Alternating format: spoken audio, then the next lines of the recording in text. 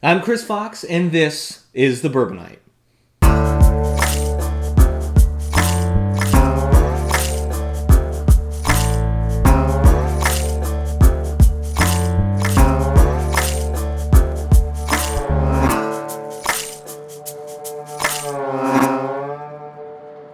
Why don't women drink bourbon? Not looking to be controversial or political in any way, shape, or form, there are plenty of women that do drink bourbon and whiskey, but it can't be denied that the majority of drinkers of this stuff are male. But why is that? I would argue that it's very much a cultural thing.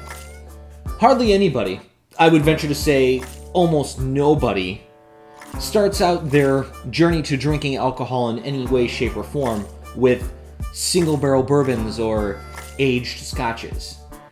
Instead, most of us start out when we come of drinking age, drinking mixed drinks or beers or some fine combination therein. So what happens? Why do women, as a general rule, tend to not go towards this stuff as their palates age, whereas men do? I would argue that part of what happens there is that it's a cultural thing.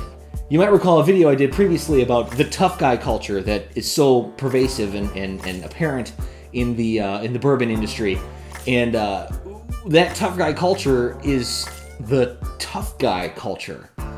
There isn't a female equivalent to that tough guy culture. So men have a tendency to drive towards that harsher, more brutal tasting alcohol that really becomes an acquired taste. Whereas women, more often than not, from a societal standard, keep drinking mixed drinks. So, like I said, that tough guy culture or that macho persona is something that very much comes alongside whiskey and bourbon. And again, women's culture in general doesn't have that. Take it for what it is. My opinion remains, if you like it, drink it. And if you don't bother. Because the ratio of men to women that drink this stuff is so drastically broad and different, women that do drink it often get stereotyped and get wrapped into odd cliches. So instead, let's talk about all of the stereotypes that exist in the world of drinking bourbon. Because to be honest with you, whether you're a guy or a girl, if you like this stuff, I'd rather shoot the shit with you about what you're drinking and why you're drinking. That's far more entertaining to me than caring whether you're not a male or a female. Eater magazine kind of listed out a few of the most common cliches and stereotypes. So let's go through them. First, there's the categorizer. This is the person that's sitting at the bar, and basically what they'll do is they'll know every single tiny minute detail about a specific ranking or a category of what you're drinking. So this is the person that knows the best wheated whiskey out of New York, or they know the best bourbon that's coming out of the southwestern corner of Kentucky. Little details like that are what would put somebody in this categorizer category.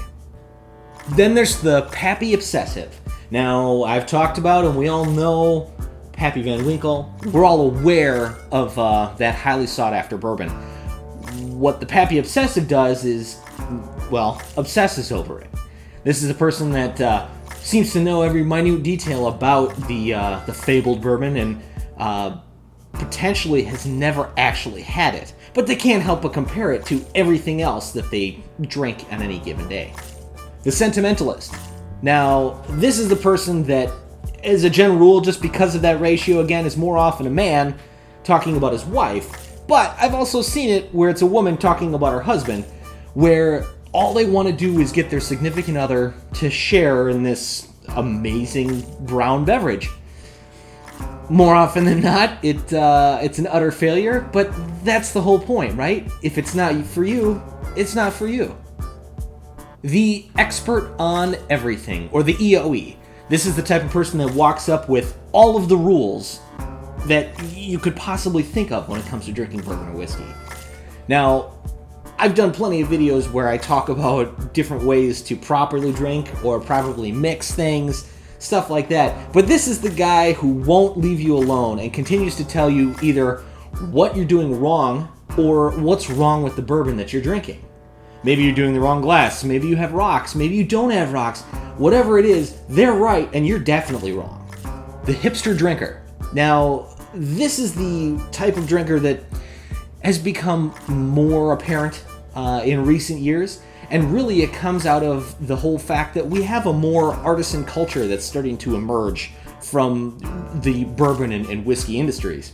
So the hipster drinker basically won't drink a bourbon that has any sort of real brand name behind it. They won't drink a bourbon that's from any of the regular classic distilleries. They want the most unique, finite whiskey that's coming out of the most remote corner of Colorado, or they want something that's, from the most barren borough in the middle of the Bronx, something like that.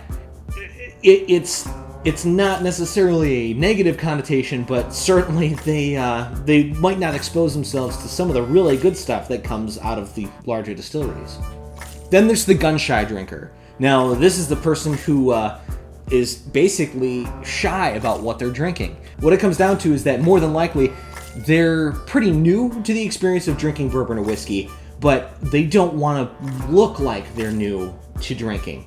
And so then what happens is they're very shy and they don't talk about what they're drinking because they feel inexperienced about it. For instance, if they're drinking scotch, they're afraid to ask, what the hell is peat?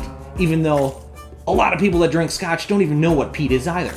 This is an important detail and it's a cool thing to talk about.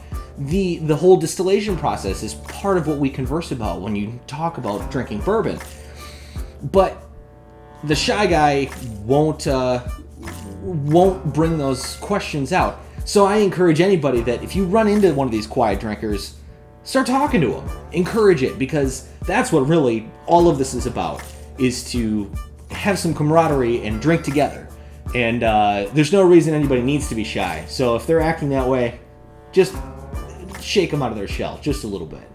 So what other cliches are there? Are there any other stereotypes that I missed? I'm sure there are. Feel free to put those in the comments below or just rant them at me on Facebook and elsewhere. So if you like what you've seen, hit the subscribe button, give me a thumbs up, and stay tuned because there's plenty more bourbon adventures to be had.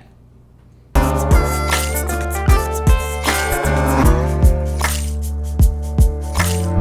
for your wife. But not for my wife. Not for my wife. Unless it's wild turkey. I know better than to be a sentimentalist drinker, because it won't happen unless it's with tequila. Yeah. All right, we're good.